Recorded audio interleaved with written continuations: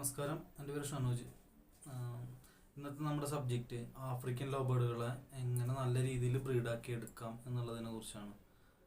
ബ്രീഡിങ്ങിനെ തുടങ്ങുമ്പോൾ തൊട്ട് അതിൻ്റെ ആ ബ്രീഡിങ് പ്രോസസ്സ് കംപ്ലീറ്റ് ആവുന്ന കുഞ്ഞുങ്ങൾ നെസ്റ്റോട്ടായിട്ട് സെൽഫീറ്റ് ആവുന്നത്.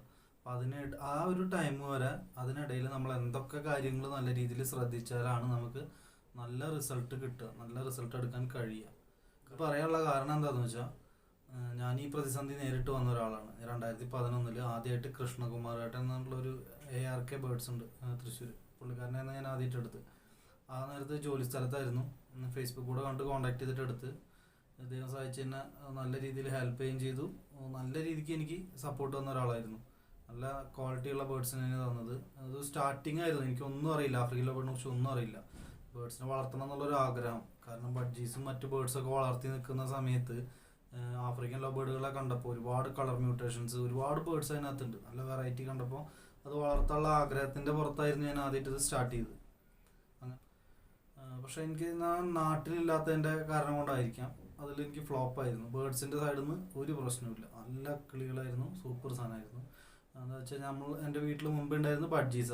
ആ ബഡ്ജീസിനെ നോക്കിയിട്ടുള്ള ആ ഒരു രീതിയിലായിരുന്നു വീട്ടുകാർ അതിനെ നോക്കിയത്. 70% അതിനകത്ത് നിന്ന് നഷ്ടപ്പെട്ടു. ബാക്കി ആകെ വന്നത് ഒരു 30%. ഉള്ള ബേർഡ്സ് സൂപ്പറായിരുന്നു. പിന്നീട് ഞാൻ ചിന്തിച്ചു, എന്തുകൊണ്ടായിരുന്നു ഇങ്ങനെ എനിക്കൊരു ഫ്ലോപ്പ് വന്നത്. ഞാൻ എന്തൊക്കെ കാര്യങ്ങൾ ചെയ്താലാണ് എനിക്ക് ബെറ്റർ ആയിട്ടുള്ള റിസൾട്ട് കിട്ടുക, ഞാൻ എന്തൊക്കെയാണ് അതിന് വേണ്ടി ചെയ്യേണ്ടത്. പിന്നീട് അവിടെ നിന്ന് ഇങ്ങോട്ടുള്ള പരിശ്രമത്തിൽ ഇപ്പോൾ ഒരു 4-5 കൊല്ലമായിട്ട് മാത്രമാണ് ഞാൻ നല്ല രീതിക്ക് ചെയ്യുന്നത്. അല്ല, സ്റ്റാർട്ട് ചെയ്യുന്ന ഒരാൾക്ക് എന്തൊക്കെ കാരണങ്ങൾ, എന്തൊക്കെ ബുദ്ധിമുട്ടുകൾ ഇടയ്ക്ക് വരാൻ സാധ്യതകളുണ്ട്, ആ സാധ്യതകൾ എങ്ങനെയൊക്കെ നമ്മൾ തരണം ചെയ്യണം എന്നുള്ള, അതായത് ഞാൻ നേരിട്ട് ആ ബുദ്ധിമുട്ട് മറ്റൊരാൾക്ക് ഉണ്ടാവരുത്. അപ്പോൾ അതനുസരിച്ച് നമുക്ക് ചെറിയ ചെറിയ കാര്യങ്ങൾ നോട്ട് ചെയ്ത് കഴിഞ്ഞാൽ വളരെ സിമ്പിളായിട്ട് നമുക്ക് ആഫ്രിക്കൻ ലവ് ബേർഡുകൾ ബ്രീഡ് ചെയ്യാണ്. സ്റ്റാർട്ടിങ് പോയിന്റ് എപ്പോൾ വാങ്ങുകയാണെങ്കിലും നമ്മൾ ചിക്സിനെ വാങ്ങിക്കുക. ഏകദേശം ഒരു 3 തൊട്ട് 5 മാസത്തിനിടയ്ക്കുള്ള കുഞ്ഞുങ്ങളെ തന്നെ ചോദിച്ചു മേടിക്കുക. കാരണം നമ്മളതിനെ കൊണ്ടുവന്ന് നമ്മളെങ്ങനെ അതിന് ഫുഡ് കൊടുക്കുന്നോ, നമ്മളെങ്ങനെ അതിനെ വളർത്തിയെടുക്കുന്നോ, അതാണ് നമ്മളുടെ റിസൾട്ട്. അപ്പോൾ അതുകൊണ്ട് എപ്പോഴും വാങ്ങിക്കുമ്പോൾ കുഞ്ഞുങ്ങളെ വാങ്ങിക്കുക. അത് ബെസ്റ്റ് ഓപ്ഷൻ എന്ന് പറഞ്ഞാൽ കറക്റ്റ് DNA ഉള്ള ബേർഡ്സിന് തന്നെ മേടിക്കാം. മെയിലും ഫീമെയിലും ആയിട്ട് ഡിഫറെൻറ്റ് ബ്ലഡ് ലൈനാണെന്ന് ഉറപ്പ് വരുത്തി ഒരുപാട് ബേർഡുകൾ ബ്രീഡ് ചെയ്യിക്കുന്നവരായിരുന്നു മേടിക്കാം. അതല്ലാന്നുണ്ടെങ്കിൽ നമ്മൾ ഡിഫറെൻ്റ് ആയിട്ട് കുറച്ച് ബേർഡ്സ് ഒരാളെ കയ്യിൽ നിന്ന് മേടിച്ചു, കുറച്ച് ബേർഡ്സ് വേറെ ഒരാളെ കയ്യിൽ നിന്ന് മേടിച്ചു, അങ്ങനെ പല ആൾക്കാരുടെ കയ്യിൽ നിന്ന് നമുക്ക് കളക്ട് ചെയ്യാൻ പറ്റും. അങ്ങനെ മേടിക്കാം. എങ്ങനെ മേടിക്കാലും കുഴപ്പമില്ല, പക്ഷേ കുഞ്ഞുങ്ങളെ മേടിക്കുക. അത് ബ്രീഡിംഗ് പെയറുകളൊക്കെ മേടിച്ചു കഴിഞ്ഞാൽ, അല്ലെങ്കിൽ അഡൾട്ട് ബേർഡുകളൊക്കെ മേടിച്ചു കഴിഞ്ഞാൽ എന്തെങ്കിലും ഡിഫിക്കൽട്ടീസൊക്കെ നേരിടുന്ന ബേർഡ്സുകളായിരിക്കും അത്. അപ്പോൾ അവരെ നമ്മൾ വിചാരിച്ച ആ ഒരു കാര്യത്തിലോട്ട് കൊണ്ടുവരാൻ ചിലപ്പോൾ സാധിച്ചെന്ന് വരില്ല. നമുക്ക് കൂടുതൽ ടെൻഷൻ തരുള്ളൂ. നമ്മൾ എത്ര സമയം അവിടെ ലാഭിക്കാൻ നോക്കുന്നു അതിനേറെ ബുദ്ധിമുട്ടുകളാണ് നമുക്ക് അവിടെ സൃഷ്ടിക്കുക. അപ്പോൾ അതുകൊണ്ട് മാക്സിമം കുഞ്ഞുങ്ങളെ സെലക്ട് ചെയ്യുക എന്നുള്ളതാണ് ഫസ്റ്റ് ഓപ്ഷൻ. അതിൽ തന്നെ DNA ഉള്ള male female different blood line ആണെന്നുള്ളത് ഉറപ്പ് വരുത്തുക. അതിൽ സെക്കൻഡ് പോയിൻ്റാണ്, നമ്മൾ കൊണ്ടുവരുന്ന ബേർഡുകളെ നമ്മൾ എവിടെ ഇടണം, അല്ലെങ്കിൽ എങ്ങനെ കൊണ്ടുവന്ന് അതിനെ നമ്മുടെ എവിയറിയിലോട്ട് കടത്തണം. അല്ലെങ്കിൽ നമ്മൾ സ്റ്റാർട്ടിങ് തുടക്കക്കാരനായിക്കോട്ടെ, ആൾക്ക് വേണ്ടത് 4 തരം കേജുകളാണ്. ഒന്ന് ഫ്ലൈ കേജ്, ഒന്ന് ബ്രീഡിംഗ് കേജ്, ഒന്ന് ഹോസ്പിറ്റൽ കേജ്, ഒന്ന് ക്വാറന്റൈൻ കേജ്. ഈ ഹോസ്പിറ്റൽ കേജ് എന്ന് പറയുന്നത് 1-2 ചെറിയൊരു ചൈനീസ് കേജ്, നമുക്കൊരു അധികം ബുദ്ധിമുട്ടൊന്നും ഇല്ലാത്ത ഒരു ഹീറ്റ് സോഴ്സ് കൊടുക്കാൻ പറ്റുന്നതായിരിക്കണം. അങ്ങനെയുള്ള ഒരു ടെമ്പറേച്ചറും കാര്യങ്ങളും അഡ്ജസ്റ്റ് ചെയ്യാനും ട്രീറ്റ് ചെയ്യാൻ വേണ്ടിയിട്ടുള്ള എന്തൊക്കെ കാര്യങ്ങൾ ചെയ്യാൻ പറ്റുന്നോ അതിനൊക്കെ ഉൾക്കൊള്ളിച്ച് ഒരു സ്ഥലത്ത് സെറ്റാക്കി 1-2 ചൈനീസ് കേജ് വെച്ച ഒരു ഹോസ്പിറ്റൽ കേജ്, അതൊക്കെ. സെക്കൻഡ് വേണ്ടത് ബ്രീഡിംഗ് കേജ്. അത് നമുക്ക് പല സൈസുകളിലുണ്ട്. ബ്രീഡിംഗ് കേജിൽ ഏറ്റവും സെലക്ട് ചെയ്യേണ്ട ഒരു കാര്യം എന്ന് വെച്ചാൽ ഏറ്റവും നല്ല ഫ്ലൈ കൊടുക്കാൻ പറ്റുന്ന, എത്ര നമുക്ക് ആ ബേർഡിന്, നമ്മുടെ വീട്ടിൽ അത്യാവശ്യം സ്പേസ് ഉണ്ട്, ഇപ്പം നമുക്ക് എൻ്റെ ഫിനാൻഷ്യൽ ബാക്ക്ഗ്രൗണ്ട് വെച്ച് എനിക്ക് അതിന് നല്ലൊരു സൈസുള്ള കൂട് കൊടുക്കാമെന്നുണ്ടെങ്കിൽ ബെസ്റ്റ് ഓപ്ഷൻ എത്രയും വലിയ കൂട് കൊടുക്കാൻ പറ്റുന്നോ അത്രയും വലിയ കൂട് കൊടുക്കുക. എങ്കിലും മിനിമം നമ്മൾ ഒരു സൈസ് പറയുകയാണെന്നുണ്ടെങ്കിൽ 2, 1.5, 1.5 ഈ സൈസിലൊക്കെയാണ് ഒരുപാട് ആൾക്കാർ ബ്രീഡ് ചെയ്യിക്കുന്നത്. പക്ഷേ ഞാൻ പ്രിഫർ ചെയ്യില്ല, കാരണം എനിക്ക് കുറച്ച് ബുദ്ധിമുട്ടുകൾ നേരിട്ടുണ്ട്. അപ്പോൾ അതുകൊണ്ട് ഞാൻ പ്രിഫർ ചെയ്യുന്ന ഒരു സൈസ് 3, 1.5, 1.5 ആണെങ്കിൽ ഒന്നും കൂടെ ഒരു ഫ്ലൈ ചെയ്യാനുള്ള ഒരു സ്പേസ് കിട്ടും. കാരണം 2, 1.5, 1.5 വരുമ്പോൾ 2 സൈഡിലും ബേർഡ്സിന് ഇരിക്കാൻ, അവരെ വാല് ടച്ച് ചെയ്യാത്ത കേജിൻ്റെ നെറ്റിൻ്റെ മുകളിൽ അവരെ വാല് ടച്ച് ചെയ്യാണ്ടിരിക്കാനുള്ള ആ സ്പേസ് കവർ ചെയ്തിട്ട് 2 സൈഡിൽ നിന്ന് പറിച്ച് വെച്ച് കഴിഞ്ഞാൽ തന്നെ അതിനകത്തോട്ട് പറക്കാനുള്ള ഒരു ചെറിയ സ്പേസ് പോലും ഇല്ല. അപ്പോൾ ചെറിയൊരു രീതിയിലുള്ള ഫ്ലൈ അവർക്ക് ബ്രീഡിംഗ് കേജിലാണെങ്കിൽ പോലും ആവശ്യമാണ്. അപ്പോൾ അതുകൊണ്ട് മിനിമം 1, 1.5, 1.5 ഞാൻ റെക്കമെൻഡ് ചെയ്യുന്നത്. 2, 1.5, 1.5 ബ്രീഡ് ചെയ്യുന്നവർ ഒരുപാട് ആൾക്കാരുണ്ട്, നല്ല റിസൾട്ടും കിട്ടുന്നുണ്ട്. മൂന്നാമത്തെ കാര്യം നമുക്ക് വേണ്ടത് ക്വാറന്റൈൻ കേജാണ്. ക്വാറന്റൈൻ കേജ് വെക്കേണ്ടത് നമ്മളുടെ വീടിൻ്റെ അല്ലെങ്കിൽ നമ്മുടെ എവിയറിയുടെ അടുത്തുനിന്ന് ദൂരെ 30 മീറ്റർ എങ്കിലും മിനിമം ഡിസ്റ്റൻസ് ഇട്ടിട്ടായിരിക്കണം അത് വെക്കേണ്ടത്. സെക്കൻഡ് ഫ്ലോറിലൊക്കെ ചെയ്യാം, അല്ലെങ്കിൽ ടെറസിൻ്റെ മുകളിലൊക്കെ ഇത് ബ്രീഡ് ചെയ്യിക്കാൻ വേണ്ടി എവിയറിങ് കാര്യങ്ങൾ സെറ്റ് ആക്കിയവരാണെന്നുണ്ടെങ്കിൽ നമുക്ക് താഴത്തെ നിലയിലോ അല്ലെങ്കിൽ വേറെ എവിടെയെങ്കിലും. കാരണം എന്ന് വെച്ചാൽ എയർ സർക്കുലേഷൻ വരരുത്. ചില അസുഖങ്ങളൊക്കെ എയർ സർക്കുലേഷനിലൂടെ ഒരുപാട് പാസ് ചെയ്തിട്ട് ഏവിയറിയിൽ ആഫ്രിക്കൻ ലവ് ബേർഡിനെ സംബന്ധിച്ചിടത്തോളം ഒരു ബേർഡിനൊരു അസുഖം വന്നാൽ ചിലപ്പോൾ കംപ്ലീറ്റ് ആണ് അതിന് വരും. അപ്പോൾ അതുകൊണ്ട് എവിടുന്ന് കൊണ്ടുവരുന്ന ബേർഡായാലും ഫസ്റ്റ് ഏവിയറിയിലോട്ട് കൊണ്ടുവരാതെ ക്വാറന്റൈൻ കേജിലിട്ട് അത് ഏവിയറിക്ക് അകത്തുനിന്ന് 30 മീറ്റർ ഡിസ്റ്റൻസ് എങ്കിലും മിനിമം കീപ്പ് ചെയ്യണം. അല്ലെങ്കിൽ അസുഖം വരില്ല എന്ന് ഉറപ്പ് വരുത്താൻ നിങ്ങൾക്ക് അത്രയും കോൺഫിഡൻസ് ഉണ്ടെങ്കിൽ ആ ഒരു ഭാഗത്തായിരിക്കണം അത് വെക്കേണ്ടത്. തേർഡാണ് നമുക്ക് ഇമ്പോർട്ടൻ്റ് ആയിട്ടുള്ള വേണ്ട ഒരു കേജ്, കോളനി കേജ്. അത് നമുക്ക് ഒരുപാട് ലവ് ബേർഡിനെ ബ്രീഡ് ചെയ്യിക്കുന്ന ഒരു ബ്രീഡറെ സംബന്ധിച്ചിടത്തോളം അയാൾക്ക് വേണ്ട ഒരു പ്രധാന ഘടകങ്ങളിൽ ഒന്നാണ് കോളനി കേജ്. ആ കോളനി കേജ് എന്തിനാന്ന് വെച്ചാൽ ബേർഡുകളെ ഫ്ലൈ ചെയ്യണമായിരിക്കണം, സൂര്യപ്രകാശം ഉള്ളിലോട്ട് അടിക്കുന്ന രീതിയിലായിരിക്കണം. അത്ര വലിപ്പമുള്ള കൂട് നമ്മളെ ഫിനാൻഷ്യൽ ബാക്ക്ഗ്രൗണ്ട് അനുസരിച്ച് നമ്മുടെ വീട്ടിലുള്ള സ്ഥലത്തിൻ്റെ പരിമിതി അനുസരിച്ച് എത്രയും വലിയ കൂട് കൊടുക്കാൻ പറ്റുമോ അത്രയും വലിയ കൂടായിരിക്കണം നമ്മൾ ഫ്ലൈ കേജിന് കൊടുക്കേണ്ടത്. അതിന് ഇമ്പോർട്ടൻസ് ഉണ്ട്. എത്ര നല്ല ഫ്ലൈ കിട്ടുന്നോ അത്ര നല്ല ഹെൽത്തി ആയിരിക്കുമോ ബേർഡുകൾ. സൺലൈറ്റ് അടിക്കുക എന്നുള്ളതും അതിനകത്ത് ഇമ്പോർട്ടൻ്റ് ആണ്. അത് എന്തുകൊണ്ടാണെന്ന് വെച്ചാൽ ഞാനൊരു എഗ് ഫുഡിൻ്റെ ഒരു വീഡിയോ ചെയ്തിട്ടുണ്ട്. കാൽസ്യം സപ്ലിമെൻറ്റ്സും മിനറൽസും ഒക്കെ കൊടുക്കുമ്പോൾ അതൊക്കെ ഒബ്സർവ് ചെയ്യാൻ സൺലൈറ്റ് ഡയറക്റ്റ് കൊടുക്കുകയാണ് ഏറ്റവും best natural source. Free of cost നമുക്ക് ചെയ്യാൻ പറ്റാവുന്ന ഒരു കാര്യം കൂടിയാണ്. അതല്ലെങ്കിൽ അഡീഷണൽ ആയിട്ട് മെഡിസിനോ മറ്റുള്ള സാധനങ്ങളൊക്കെ മേടിക്കുമ്പോൾ പൈസയുടെ ബുദ്ധിമുട്ട് കൊണ്ട് പിന്നെ അത് കറക്റ്റ് എഫക്റ്റ് ചെയ്തോളണം എന്നുള്ള ഒരു ഉറപ്പില്ല. ഇത് സൺലൈറ്റ് അടിക്കുകയാണെന്നുണ്ടെങ്കിൽ ഏറ്റവും ബെസ്റ്റ് ഓപ്ഷൻ. അപ്പോൾ അതൊക്കെ ചെയ്യാൻ പറ്റുകയാണെങ്കിൽ അങ്ങനെ ചെയ്യാം. ഇതാണ് കേജിൻ്റെ കാര്യങ്ങളിൽ പറയാനുള്ളത്. നമ്മൾ ആദ്യം ചെയ്യേണ്ടത് മേടിച്ച് കൊണ്ടുവരുന്ന ഈ കുഞ്ഞുങ്ങളെ 3 ആഴ്ച മുതൽ 5 ആഴ്ച വരെ മിനിമം ക്വാറന്റൈൻ കേജിലിട്ട് ക്വാറന്റൈൻ കഴിഞ്ഞാൽ ഏകദേശം അവർക്ക് ഓക്കെയാണ്, കണ്ടീഷൻ ഓക്കെയാണ്, നമ്മൾ വിഷ്വലി നമുക്ക് കാണുന്ന ഒരു പ്രത്യേകിച്ച് അസുഖങ്ങളോ കാര്യങ്ങളൊന്നും ഇല്ലയെന്ന് ഉറപ്പ് വരുത്തി കഴിഞ്ഞാൽ പിന്നെ ആ ബേർഡുകളെ പിടിച്ച് നമ്മൾ ഇടേണ്ടത് ഫ്ലൈ കേജുകളിലേക്കാണ്. ഫ്ലൈ കേജുകളിലേക്ക് 11 മാസം വരെയും അവരെ നല്ല രീതിയിൽ ഫ്ലൈ ചെയ്യാൻ അനുവദിക്കണം. എത്ര സൺലൈറ്റ് കിട്ടുന്നു അല്ലെങ്കിൽ എത്ര ആഫ്രിക്കൻ ലവ് ബേർഡ്സിൻ്റെ ഫുഡിനെ കുറിച്ച് പറയുകയാണെങ്കിൽ തന്നെ നമുക്ക് വലിയൊരു ചാപ്റ്റർ ഉണ്ട്. അപ്പോൾ മിനിമം അവർ കഴിക്കുന്ന പ്രധാന ഭക്ഷണങ്ങൾ എന്തൊക്കെയാണെന്ന് ഞാൻ പറയാം. അതിൽ ചോളം കഴിക്കും, സീഡ് മിക്സ് കഴിക്കും, തെന കഴിക്കും, എഗ് ഫുഡ് കഴിക്കും, മുളപ്പിച്ചതോ കുതിർത്തതോ ആയിട്ടുള്ള ധാന്യങ്ങൾ കഴിക്കും, ഇലവർഗ്ഗങ്ങൾ കഴിക്കും. ഇതൊക്കെയാണ് പ്രധാന ഭക്ഷണങ്ങൾ. ഇനിയും കഴിക്കുന്ന ഒരുപാട് ഫുഡുകളുണ്ട്, ഓരോ സമയത്ത് കൊടുക്കുന്നതിനുള്ള ഓരോ പ്രത്യേക ഭക്ഷണങ്ങളുണ്ട്. അതൊക്കെ ഞാൻ മുമ്പ് 1-2 വീഡിയോസ് വേറെ ചെയ്തിട്ടുണ്ട്. അത് ഇതിനകത്ത് ലിങ്കിൽ ആഡ് ചെയ്യാൻ പറ്റുകയാണെങ്കിൽ അത് ചെയ്യാം. അപ്പോൾ അത് അത്രയും ഭക്ഷണങ്ങളും കാര്യങ്ങളും അവർ കൊടുത്ത് 11 മാസത്തോളം നല്ല രീതിയിൽ ഫ്ലൈ ചെയ്യാൻ അനുവദിക്കുക. അതിന് ശേഷം 11 മാസം നമ്മൾ കഴിഞ്ഞതിന് ശേഷം മെയിലിനെയും ഫീമെയിലിനെയും സെപ്പറേറ്റ് ചെയ്യാം.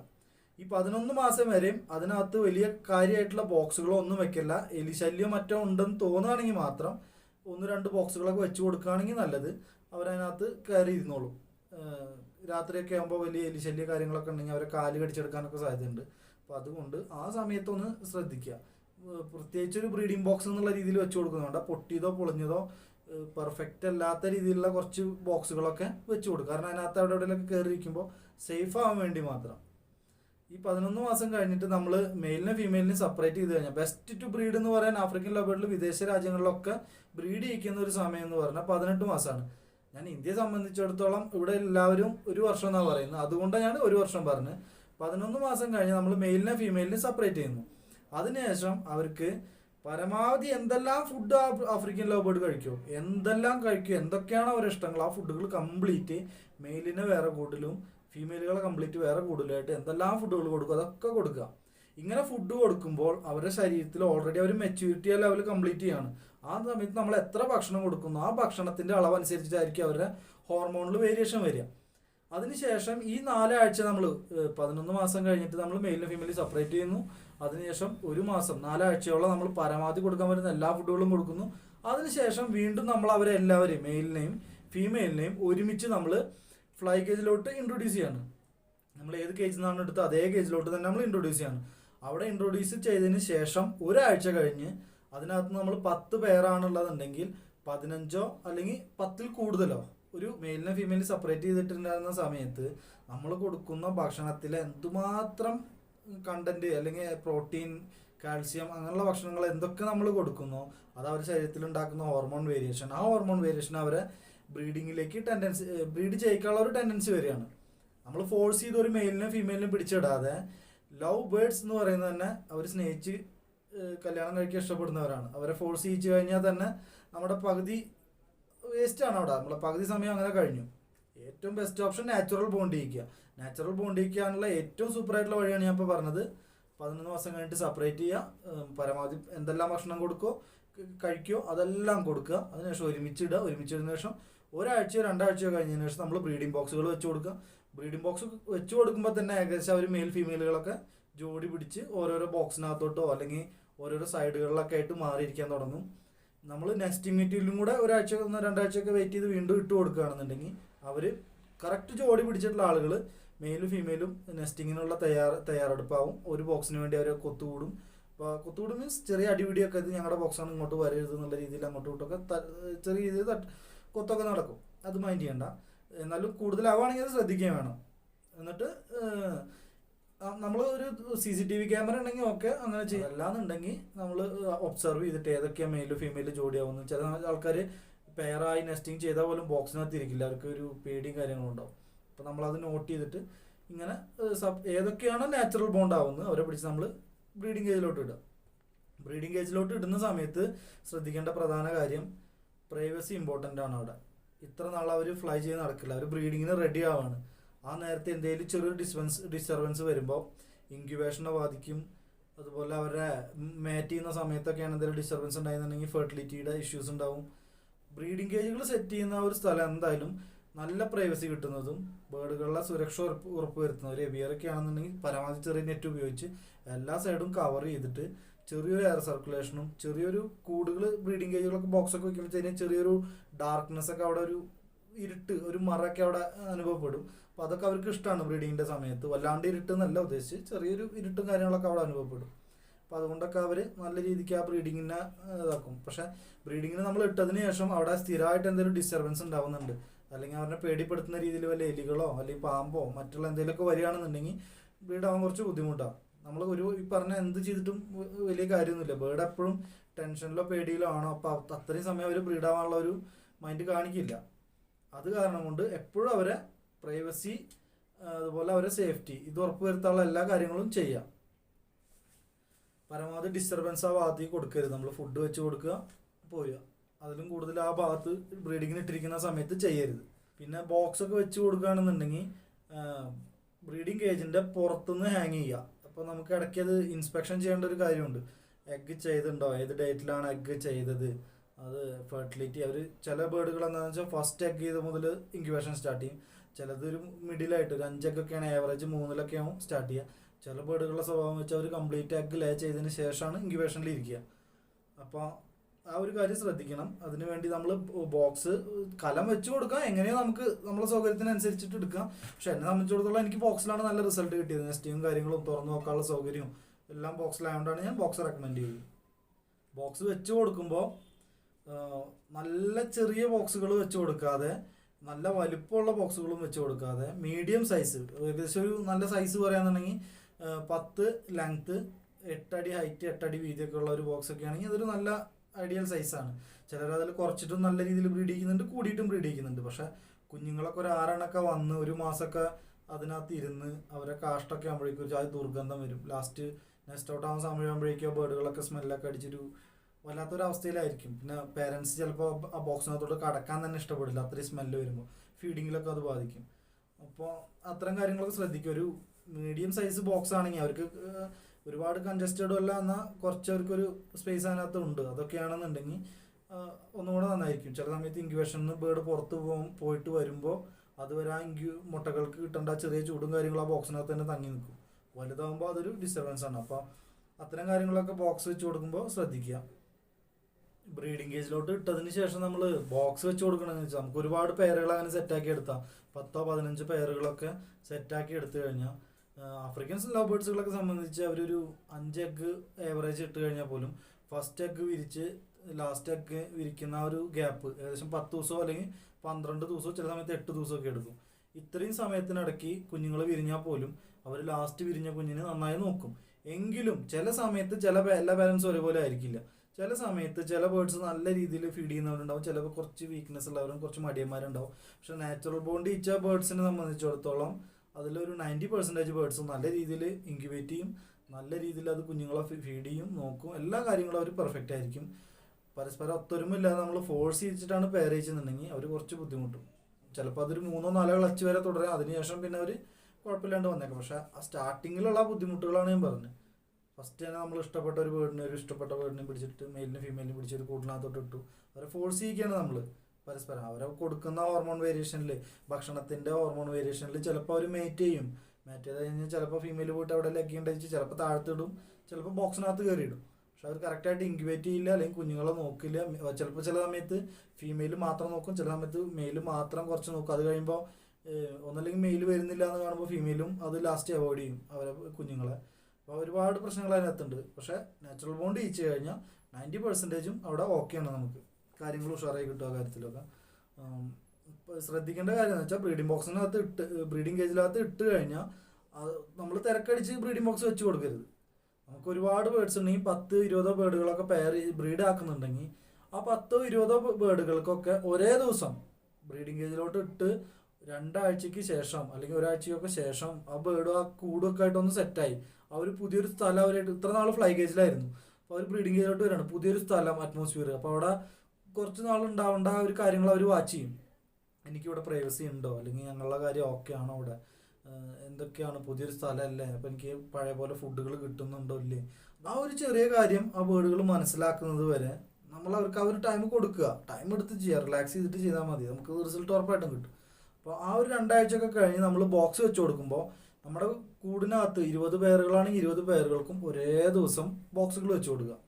അതിനുശേഷം ആ ബോക്സ് വെച്ച് കൊടുത്തു കഴിഞ്ഞാൽ തന്നെ ബേർഡുകൾ മെല്ലെ കയറി അതിനകത്ത് എത്തിനോട്ടവും കാര്യങ്ങളൊക്കെ ഉണ്ടാവും. ആദ്യം മെയിൽ ബേർഡ് കയറും, അതിനുശേഷം ഫീമെയിലിനെ തലയൊക്കെ ചൊറിഞ്ഞ് അങ്ങോട്ട് ചെന്നിട്ട് മെല്ലെ ഇൻവൈറ്റ് ചെയ്യും. ഫീമെയിൽ അതിനകത്തോട്ട് കയറും. ഫീമെയിലിന് അത് ഓക്കെ എന്ന് കാണുമ്പോഴാണ് അവർ മാറ്റിങ്ങിനൊക്കെ കൂടുതൽ മുതിരും ഓക്കെ ആവും. അപ്പോൾ ആ ഒരു സമയത്തൊന്നും ഫുഡും കാര്യങ്ങളും നമ്മൾ അളവിലൊന്നും വ്യത്യാസം വരുത്തരുത്, നല്ല രീതിക്ക് തന്നെ ഫുഡ് കൊടുത്തുകൊണ്ടിരിക്കുക.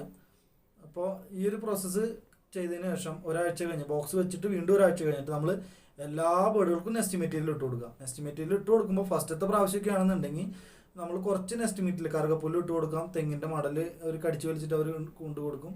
അങ്ങനെ എന്ത് വേണം, നമുക്ക് എന്താണ് ഇഷ്ടം, നെസ്റ്റ് മെറ്റീരിയൽ ചകിരി ഒന്നും ഇട്ട് കൊടുക്കരുത്. കാലുമ കുടുങ്ങിയിട്ട് കുഞ്ഞുങ്ങളുടെ കാലൊക്കെ ആകെ നാശമൊക്കെ ഓടല്ലോ. അപ്പോൾ അതൊന്നും ചെയ്യാൻ നിൽക്കണ്ട. ഇത്രയും ചെയ്താൽ മതി, കറുകപ്പുല്ലും ചെയ്താൽ മതി, അല്ലെങ്കിൽ തെങ്ങിൻ്റെ മടൽ, ഈ നാളികേരത്തിൻ്റെ ഒക്കെ ഇത് പൊളിക്കും, പൂക്കൊലട പോലത്തെ ഒരു സാധനം, അതൊക്കെ കിട്ടും, അങ്ങനത്തെ ഒക്കെ ഇട്ട് കൊടുക്കുക. അപ്പോൾ അവർ കുറച്ച് കറുകപ്പുല്ലൊക്കെ ആണെന്നുണ്ടെങ്കിൽ കുറച്ച് നമുക്ക് എടുത്തിട്ട് ബ്രീഡിംഗ് ബോക്സിന് താഴെ തന്നെ ഒരു 2 ലെയറൊക്കെ ഇട്ട് 1 ഇഞ്ച് കനത്തിലൊക്കെ വെച്ച് കൊടുത്തൊന്ന് നമുക്ക് കൈകൊണ്ട് അമർത്തി കൊടുക്കുക. അതിനുശേഷം തെങ്ങിൻ്റെ മടലും ഒരല്പം കറുകപ്പുല്ലൊക്കെ കൂടിനകത്തോട്ട് ഇട്ട് കൊടുക്കുക. കാരണം ഇവരുടേതായ രീതിയിൽ കൂടുണ്ടാക്കിയിട്ട് അതിനകത്ത് ഇരിക്കാൻ ഇഷ്ടപ്പെടുന്ന ഒരാൾക്കാരാണ്. അപ്പോൾ അത് ചില ബേർഡുകൾ ചിലപ്പോൾ മടി കാണിച്ചേക്കാം, എങ്കിലും ഒരു 1-2 ലെയർ നമ്മുടെ ഒരു ഇതിന് വേണ്ടിയിട്ട്, കുഞ്ഞുങ്ങളുടെ മുട്ടയോ മറ്റോ നാശമായി പോരുത്, സേഫ്റ്റിക്ക് വേണ്ടിയിട്ടാണ് നമ്മൾ അതിനകത്ത് ഇട്ട് കൊടുക്കുന്നത്. അതിനുശേഷം നമ്മൾ എത്ര പുല്ലിട്ട് കൊടുത്താലും ചിലപ്പോൾ ബേർഡുകൾ അത്രയും നെസ്റ്റ് ചെയ്യാൻ ഇഷ്ടപ്പെടുന്ന എങ്കിൽ നമ്മൾ മനസ്സിലാക്കുക ഒരു ബേർഡിന് ഏകദേശം ഇത്ര നെസ്റ്റിങ്ങിൻ്റെ ആവശ്യമുള്ളൂ. ആ ഒരു ലെവൽ വെച്ചിട്ട് എത്രയാണ് അതിനകത്ത് നെസ്റ്റിംഗ് മെറ്റീരിയലും കാര്യങ്ങളും ഉള്ളത്, ആ നെസ്റ്റിംഗ് മെറ്റീരിയൽ അവർ കടിച്ചിട്ട് കൂടിനകത്തോട്ടൊക്കെ കൊണ്ടുപോകും. അപ്പോൾ ഒരേ സമയത്ത് ആയിരിക്കും നമ്മളെ എല്ലാ ബേർഡുകളും ബ്രീഡിങ്ങിലോട്ട് വരിക. ചില സമയം നമ്മൾ തിരക്കടിച്ച് ബോക്സ് വെച്ച് കൊടുത്താൽ ചില ബേർഡുകൾ കംഫർട്ട് ആയിരിക്കില്ല അവിടെ, ചില ബേർഡുകൾ ഓക്കെ ആയിരിക്കും. അപ്പോൾ ഓക്കെ ബേർഡ് പെട്ടെന്ന് ബ്രീഡാവും, അല്ലാത്ത ബേർഡ് കുറച്ച് ഡിലേ ആവും. അപ്പോൾ അതുകൊണ്ട് 2 ആഴ്ച കഴിഞ്ഞ് നമ്മൾ ബോക്സ് വെച്ച് കൊടുക്കുമ്പോൾ എല്ലാ ബേർഡുകളും ആ കൂടുമായിട്ട് ഓക്കെ ആയി ആ ബോക്സിൽ കയറിയിട്ട് ആ ബേർഡിനൊക്കെ മെയിൽ ഫീമെയിൽ ബേർഡുകൾ ഇൻവൈറ്റ് ചെയ്യുമ്പോൾ ചില ബേർഡുകൾ കുറച്ച് ടൈം എടുക്കും, ചിലത് നേരത്തെ ആവും. അപ്പോൾ ആ ഒരു കാര്യം അവിടെ കവറായി കിട്ടും. എല്ലാ ബേർഡുകളും ഒരേ സമയത്ത് എഗ് ചെയ്യുന്നു. എഗ് ചെയ്യുമ്പോൾ ഫെർട്ടിലിറ്റി അനുസരിച്ച് ചില ബേർഡുകൾക്ക് ഇപ്പോൾ നമ്മൾ നല്ല രീതിയിൽ ഫുഡ് കൊടുത്ത് നാച്ചുറൽ ബോണ്ട് ഇച്ച് നല്ല ഫ്ലൈ കിട്ട ബേർഡാണെങ്കിൽ ദൈവം സഹായിച്ചൊരു 99% ഉറപ്പ് പറയാം അതിൽ ഫെർട്ടിലിറ്റിയും കാര്യങ്ങളും ഉണ്ടാവും. ബാക്കി ദൈവത്തിൻ്റെ കയ്യിലാണ്. പക്ഷേ ഇതൊരു ട്രീറ്റ്മെൻറ്റ് നമ്മൾ കൊടുത്ത ആ ഒരു കാര്യങ്ങൾ, ഫുഡ് ശരിയല്ല, അല്ലെങ്കിൽ നമ്മൾ നാച്ചുറൽ ബോണ്ട് ചെയ്യിച്ചിട്ടില്ല, അല്ലെങ്കിൽ വേറെ അവരുടെ പ്രൈവസിയിൽ ആ സമയത്ത് ബ്രീഡിങ്ങിന് ഇട്ടിരിക്കുന്ന സമയത്ത് മാറ്റ് ചെയ്യുമ്പോഴൊക്കെ ആയിരിക്കും എല്ലാ പ്രൈവസിയിൽ ഡിസ്റ്റർബൻസ് വന്ന്, അപ്പോൾ അതൊരു ബുദ്ധിമുട്ടുള്ള കാര്യമാണ്. അല്ലാത്ത പക്ഷം ഇപ്പോൾ ചില ബേർഡുകൾക്ക് ഈ ഫെർട്ടിലിറ്റി ഇല്ല എന്ന് വെച്ച് തന്നെ പ്രശ്നമാക്കണ്ട. ഫസ്റ്റത്തെ 1-2 ക്ലച്ചിലൊക്കെ ചിലപ്പോൾ സ്വാഭാവികമാണ്, എല്ലാ എഗ്സും ഫെർട്ടൈൽ ആയിക്കൊള്ളണമെന്നില്ല. അപ്പോൾ അങ്ങനെ ഫെർട്ടിലിറ്റി ഇല്ല എന്നുണ്ടെങ്കിൽ നമ്മൾ ചിലപ്പോൾ മുട്ടെത്തി ഒട്ടും ഇല്ലാത്തവർക്ക് ചിലപ്പോൾ ചിലവർ 5 എണ്ണം ഉണ്ടായിരിക്കും, ചിലവർ 1 എണ്ണമൊക്കെ ഉണ്ടാവും. അപ്പോൾ നമ്മൾ അങ്ങോട്ടും ഇങ്ങോട്ടൊക്കെ ഒന്ന് ഷോർട്ട് ഔട്ട് ചെയ്ത് വെച്ച് ഒന്ന് അറേഞ്ച് ചെയ്യാം. അപ്പോൾ അവർ കറക്റ്റായിട്ട് ഇൻക്യുബേറ്റ് ചെയ്യും, കുഞ്ഞുങ്ങൾ ഇരിക്കും. പിന്നെ ചില പേരൻസ് നമ്മൾ ഡെയിലി ഹാച്ച് ആയിട്ടൊക്കെ ഇരിക്കുന്ന ഒരു സമയമുണ്ട്. ഹാച്ചിങ്ങിൻ്റെ ടൈം ഏകദേശം ഒരേപോലെ ആയിരിക്കും. നമ്മുടെ എവിയറിയിൽ ഒരേ ടൈമിന് ബ്രീഡിങ് സ്റ്റാർട്ട് ചെയ്തിട്ടുണ്ടെങ്കിൽ ഒരേ ടൈമിന് ഹാച്ചിങ് സ്റ്റാർട്ട് ചെയ്യും. അപ്പോൾ ആ സമയത്ത് നമ്മൾ ഡെയിലി ഒരു അരമണിക്കൂറെങ്കിലും ഇതിനു വേണ്ടി മാറ്റി വയ്ക്കുക. ഇത്രയും കൂടുകളൊക്കെ ഒന്ന് തുറന്ന് ജസ്റ്റ് ഒന്ന് നോക്കുക, കുഞ്ഞ് ഓക്കെ ആണോ, വിരിഞ്ഞിട്ടുണ്ടോ, ഫീഡ് കിട്ടിയിട്ടുണ്ടോ ഇല്ലേ. ഫസ്റ്റ് കൂട്ടിൽ ഫുഡ് വെച്ച് ലാസ്റ്റ് കൂട്ടിനകത്ത് എത്തി കഴിയുമ്പോഴേക്കും ഫസ്റ്റത്തെ ആൾക്കാർ അത് കഴിച്ച് കുഞ്ഞിന് ഫീഡ് ചെയ്ത് കഴിക്കാനുള്ള സാധ്യതയുണ്ട്. അപ്പോൾ നമ്മൾ ഇത് കഴിഞ്ഞാൽ നമ്മൾ അവിടെ പോയിട്ടൊന്ന് നോക്കുക, അല്ലെങ്കിൽ ഒരു അരമണിക്കൂർ വെയിറ്റ് ചെയ്തതിന് ശേഷം അവിടെ പോയിട്ട് ആ ബോക്സ് ഒന്ന് ഓപ്പൺ ആക്കി നോക്കുക, കുഞ്ഞിന് ഫീഡ് കിട്ടിയിട്ടുണ്ടോ ഇല്ലേ. ഇനി വലിപ്പം കൂടിയതിൻ്റെ പേരിൽ അല്ലെങ്കിൽ കുറച്ച് സമയം എടുത്തുകൊണ്ട് കുഞ്ഞ് നല്ല വലിപ്പമായിട്ട് ചെറുതിന് ചിലപ്പോൾ ചവിട്ടതൊക്കെ കിട്ടാനുള്ള സാധ്യത ഉണ്ടെന്നൊക്കെ തോന്നുമ്പോൾ ആ കുഞ്ഞുങ്ങളെ എടുത്തിട്ട് നമുക്ക് അങ്ങോട്ടും ഇങ്ങോട്ടൊക്കെ മാറ്റി അതും അഡ്ജസ്റ്റ് ചെയ്ത് വെക്കാനുള്ള ഒരു സൗകര്യം ഇതിനകത്ത് കിട്ടും. പിന്നെ ഏകദേശം ഒരു 50-60 ദിവസമൊക്കെ ആകുമ്പോഴേക്കും എത്ര കുഞ്ഞുങ്ങളുണ്ടോ അത് ഡിപ്പെൻഡ് ചെയ്തിരിക്കും. ഇവർ നെസ്റ്റ് ഔട്ട് ആവാൻ സ്റ്റാർട്ട് ചെയ്ത് തുടങ്ങും. പിന്നെ നെസ്റ്റ് ഔട്ട് ആയി ഒരു 3 ആഴ്ച കഴിയുമ്പോൾ സെൽഫ് ഫീറ്റിംഗ് ഒക്കെ അതിന് സ്റ്റാർട്ടാവും. ഈ നെസ്റ്റ് ഔട്ട് ആവുന്ന സമയത്ത് നമ്മൾ ശ്രദ്ധിക്കേണ്ട ഒരു പ്രധാന കാര്യമുണ്ട്. ബോക്സുകളൊക്കെ നമ്മൾ ഊരി വെച്ചിട്ട് അടച്ചിടണം. അതല്ലാന്നുണ്ടെങ്കിൽ ചില ബേർഡ്സുകൾ കയറി വീണ്ടും വെക്കുകയും, കാരണം നമ്മൾ ബ്രീഡിങ്ങിന് മുമ്പ് നല്ല രീതിയിൽ കണ്ടീഷൻ ചെയ്തൊരു ബേർഡാണെന്നുണ്ടെങ്കിൽ അതിന് അത്യാവശ്യം സ്റ്റാമിനയും കാര്യങ്ങളുണ്ടാവും. പിന്നെ കുഞ്ഞുങ്ങളെ നല്ല രീതിയിൽ ഫീഡ് ചെയ്യാൻ വേണ്ടി വീണ്ടും എഗ് ഫുഡും കാര്യങ്ങളൊക്കെ കൊടുക്കുന്നുണ്ട്. നല്ല രീതിയിൽ ഫുഡും കാര്യങ്ങളൊക്കെ എപ്പോഴൊക്കെ കിട്ടിക്കൊണ്ടിരിക്കുന്ന അവരപ്പോഴൊക്കെ ബ്രീഡിങ്ങിന് തയ്യാറാവും. അപ്പോൾ അതുകൊണ്ട് നമ്മളായിട്ട് അവരെ കൺട്രോൾ ചെയ്യണം. ഇപ്പോൾ ഇത്രയും നാൾ അവർ ഫാറ്റും അതുപോലെ പ്രോട്ടീനൊക്കെ ഉള്ള ഭക്ഷണമാണ് കഴിക്കുന്നത്. ആ കഴിക്കുന്ന ഭക്ഷണം അവരുടെ ശരീരത്തിൽ തന്നെ ഉണ്ടാവും. അപ്പോൾ ആ ഒരു വീണ്ടും ഒരു ബ്രീഡിങ് ടെൻഡൻസിയിലേക്ക് പോകുന്നതിന് മുമ്പ് തന്നെ ആ കുഞ്ഞുങ്ങൾ നെസ്റ്റായിട്ടായി 1-2 ദിവസം കഴിയുമ്പോൾ തന്നെ നമ്മൾ കംപ്ലീറ്റ് ബോക്സുകൾ ഊരി മാറ്റുക. പിന്നെ അവർ ആ സെൽഫ് ഈറ്റിംഗ് ആവട്ടെ, ഒരു 3-4 ആഴ്ച സെൽഫ് ഈറ്റിംഗ് ആവട്ടെ. നെക്സ്റ്റ് ഒരു നെസ്റ്റിംഗ് മെറ്റീരിയൽ കിട്ടിയില്ല, അല്ലെങ്കിൽ ഒരു ബോക്സ് ഒന്നും ഇല്ല എന്നുണ്ടെങ്കിൽ ഒരിക്കലും ഒരു ഫീമെയിൽ ബേർഡ് മാറ്റ് ചെയ്യാൻ സമ്മതിക്കില്ല. പിന്നെ ബ്രീഡിങ്ങിന് കുറച്ച് ടൈം എടുക്കും. അതിനുശേഷം ഇവരൊക്കെ സെൽഫ് ഈറ്റിംഗ് ഒക്കെ പെർഫെക്റ്റ് ആയി എന്ന് കണ്ടു കഴിഞ്ഞാൽ നമുക്ക് ആവശ്യമാണ് തോന്നുകയാണെന്നുണ്ടെങ്കിൽ എന്തായാലും കൊടുക്കേണ്ട ഒരു കാര്യമാണ്. പീരിയഡിക്കലായിട്ട് ഓരോ ബ്രീഡിങ്ങിന് ശേഷം ഓരോ 45 ദിവസമെങ്കിലും നമ്മൾ ഫ്ലൈ കേജിലിട്ട് റെസ്റ്റ് കൊടുത്തതിന് ശേഷം മാത്രമേ ബ്രീഡ് ചെയ്യിക്കാൻ പാടുള്ളൂ.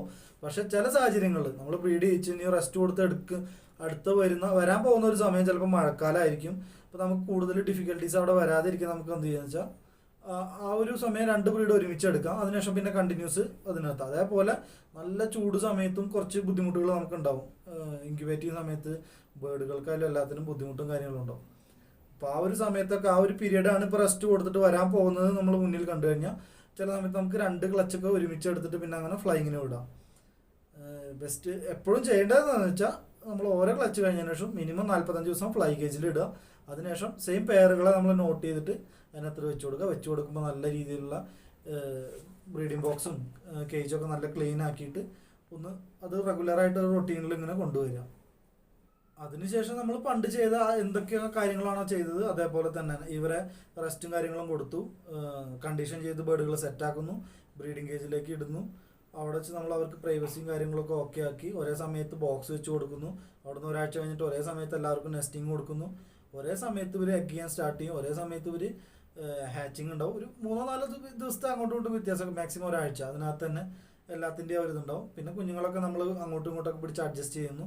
അപ്പോൾ ഇത്രയും കാര്യങ്ങളൊക്കെ നമ്മളൊരു ഫ്ലോയിൽ ഇങ്ങനെ കൊണ്ടുവരികയാണെങ്കിൽ, ഒരു റൊട്ടേഷനിൽ ഇങ്ങനെ കൊണ്ടുവരികയാണെന്നുണ്ടെങ്കിൽ ബേർഡിൻ്റെ ഹെൽത്ത് ഓക്കെ ആയിരിക്കും, നല്ല പ്രൊഡക്ഷൻ നമുക്ക് കിട്ടും. ഓവറോൾ നമ്മൾ ബ്രീഡിങ്ങിനെ സംബന്ധിച്ചിടത്തോളം നല്ലൊരു ലെവലിലെത്തും ഓരോ കാര്യം നമ്മൾ ശ്രദ്ധിക്കുമ്പോഴും.